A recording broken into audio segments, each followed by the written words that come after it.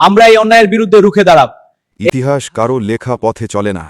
যখন রাজপথ রক্তাক্ত হয়ে উঠেছিল জুলাইয়ের সেই উত্তাল দিনগুলোতে, তখন কেউ জানত না এই রক্তের স্রোত কাউকে ক্ষমতার শিখরে তুলে দেবে আর কাউকে নিঃশব্দে মাটির নিচে শুইয়ে দেবে। সেই রক্তের প্রতিটি ফোঁটা ছিল স্বপ্নের, অধিকারের, ন্যায়ের দাবি। আজ যারা বিজয়ের মিছিলে নেতৃত্ব দিচ্ছেন, তারা কি একবারও থমকে দাঁড়ান? কি একবারও বুক চিরে ভাবেন এই গদি আসলে কার লাশের ওপর দাঁড়িয়ে, কার অসমাপ্ত স্বপ্নের ওপর, কার অকালে ঝরে যাওয়া জীবনের ওপর? গত 15 বছর ধরে যিনি অন্ধকারের আড়ালে শত শত মামলার জালে জর্জরিত হয়ে নির্বাসিত জীবন কাটিয়েছেন, সেই তারেক রহমান কি কখনো স্বপ্নেও ভেবেছিলেন সাধারণ জনতা বুক পেতে রক্ত দিয়ে তার ফেরার পথ তৈরি করে দেবে? যে জনতা বছরের পর বছর নির্যাতন সহ্য করেছে, গুম খুনের ভয়ে রাত জেগেছে, তারাই আজ তাকে কাঁধে তুলে নিয়ে এসেছে। আজ আপনি প্রধানমন্ত্রী, গাড়িবহরের সিরেন বাজছে, পতাকা উঠছে, জনতা স্লোগান দিচ্ছে। কিন্তু মনে রাখবেন জনাব তারেক রহমান, আপনার এই গাড়িবহর চলছে সেই জমাট বাঁধা রক্তের ওপর দিয়েই, সেই রক্ত যা রাজপথে শুকিয়ে কালো হয়ে গেছে কিন্তু ভুলে যায়নি। এ ক্ষমতা আল্লাহর বড় নেয়ামত, এক অপরিসীম দায়িত্ব। কিন্তু এর সাথে বেইমানি করলে, এর অপব্যবহার করলে ইতিহাস কখনো ক্ষমা করে না। ইতিহাসের বিচার অন্ধ কিন্তু নির্মম।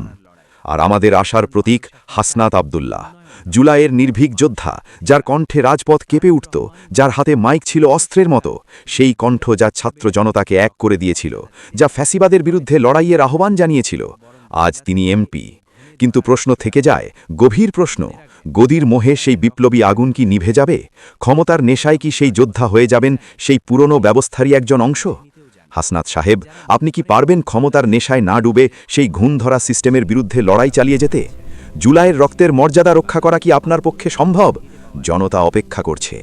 এ লড়াই শুধু ক্ষমতা বদলের ছিল না, এ ছিল বৈষম্যের শেকল ভাঙার লড়াই, মানুষের মর্যাদা ফিরিয়ে আনার লড়াই।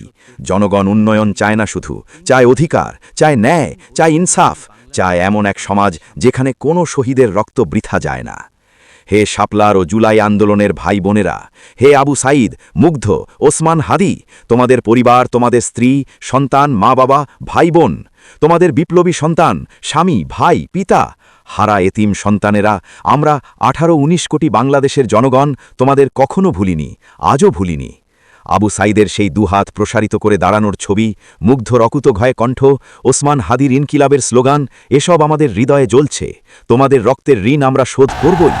তোমাদের এতিম সন্তানের চোখের জল শুকোয়নি, তাদের কান্না আমাদের কানে বাজে। আমরা প্রতিজ্ঞা করছি, তোমাদের ইনসাফ হবেই, তোমাদের স্বপ্ন পূরণ হবেই। কোনো ক্ষমতাধর যেন এ রক্ত নিয়ে ছিনিমিনি খেলতে না পারে। যদি আপনি মনে করেন শহীদ আবু সাঈদ, মুগ্ধ, ওসমান হাদি ও অসংখ্য শহীদদের রক্তের ইনসাফ হতেই হবে, জুলাইয়ের প্রতিটি ফোঁটা রক্তের মূল্য দিতে হবে, কোনো নেতাকেই এ বিপ্লবের চেতনাকে বিকৃত করতে দেওয়া যাবে না, তাহলে এখনই ভিডিওটি লাইক করুন, শেয়ার করুন, প্রতিটি গ্রুপে, প্রতিটি ওয়ালে, প্রতিটি নেতার কান পর্যন্ত।